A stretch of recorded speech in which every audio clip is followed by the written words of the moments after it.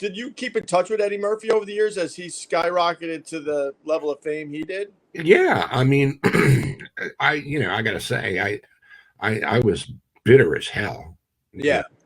Which is so unusual for comedians to get bitter Right. by another's great fortune.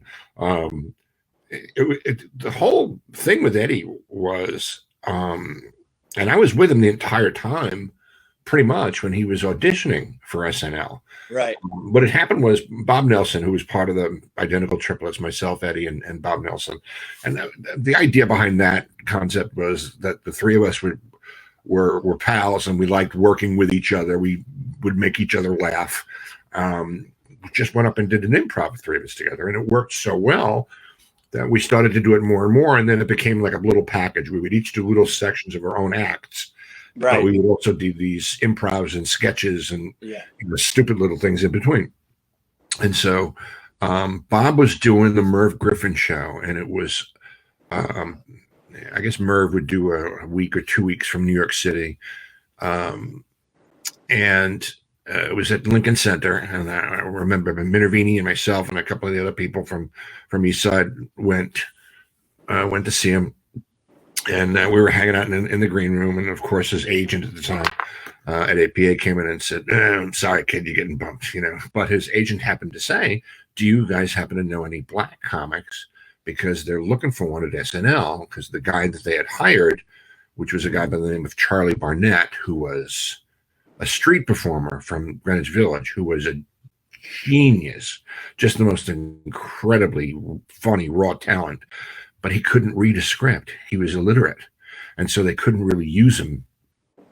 Obviously, And so Eddie and I were doing the comic strip in Fort Lauderdale the very next day. We were flying out together to go down and do the strip in Fort Lauderdale, which was just a great gig, because you stayed at this hellhole condo for 2 weeks, but you were, had a pool and you were in Lauderdale and you were getting paid. Right. So, and when we hear about this the day before, Nelson turns to me and goes, don't you dare tell Eddie. Don't you dare tell Eddie.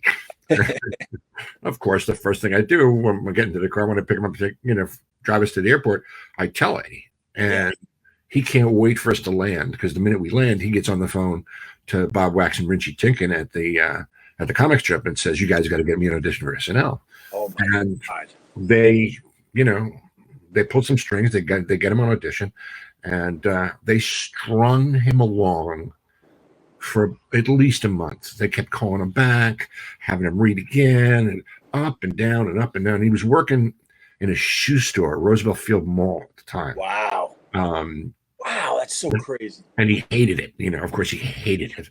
Yeah. But he liked the discount he got on shoes. And he at this point he was old enough for, to drive or whatever. We'd wind up back at my house, and I was still living at home. And he would talk to my mom about how I don't know what to do, and they keep going back and forth. And my mom would sit there and she, she'd just say, it'll happen if it's supposed to happen. She like counseling Eddie Murphy. Yeah. That's so crazy to think. Yeah. Because we all know Eddie Murphy. We didn't know Eddie Murphy like you did. So it's so weird to hear him go from a nobody teenager to, for a while there, the biggest comedian in the world. Well, if you had seen him back in the day, you'd know that there was no way in hell this guy was going to be anything but a superstar. Wow. The first time I saw him on stage at Dixon's, it was like your jaw dropped. It was like, who is this kid? Yeah. The most incredible stage presence, and had no material.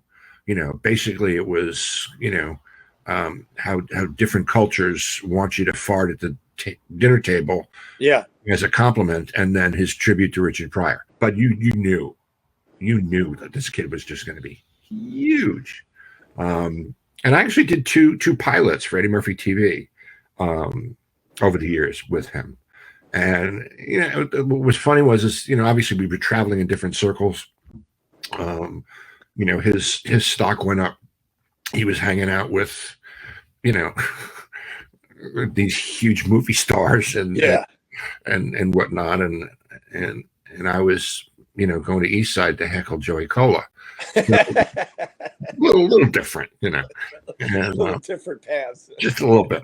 But then when I would see him, it'd pick up right where we left off, you know, and it was always about making each other laugh. When we were in Fort Lauderdale together, you know, the only thing to do at Fort Lauderdale is go to the beach and go out to eat, and then go to the club and do the show. And then, of course, on rainy days, you'd go to the mall, because the mall had a movie theater in it, but it also had a Nathan's that had a huge arcade.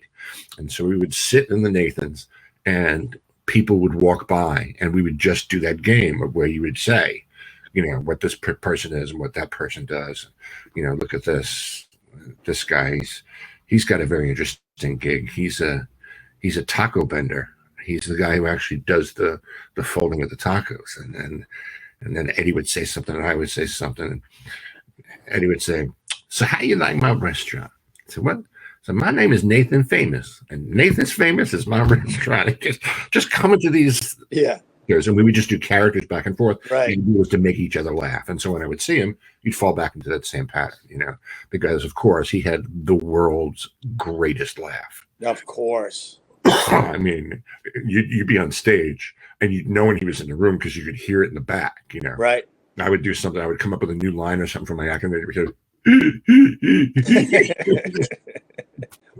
Yeah.